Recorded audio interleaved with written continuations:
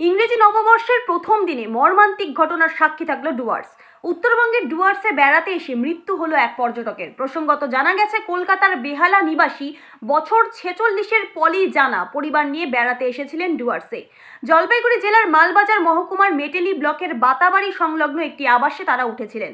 পর্যটকদের ওই দলটি সম্প্রতি সিকিমে বেড়াতে গিয়েছিলেন। সিকিম থেকে ফিরে এসে অসুস্থ হয়ে পড়েন ওই মহিলা। মঙ্গলবার শারীরিক অবস্থা খারাপ হলে দ্রুত ওই মহিলাকে মালবাজার সুপার স্পেশালিটি হাসপাতালে চিকিৎসার জন্য নিয়ে আসা হয়। কর্তব্যরত চিকিৎসক তৎক্ষণাৎ তাকে ভর্তি করে প্রয়োজনীয় চিকিৎসা শুরু করেন। বুধবার সকালে চিকিৎসা চলাকালীন অবস্থায় মৃত্যু হয় ওই মহিলার। মৃত্যুর খবর পেয়ে কান্নায় ভেঙে পড়েন পরিবারের সদস্য সহ পরিজনেরা।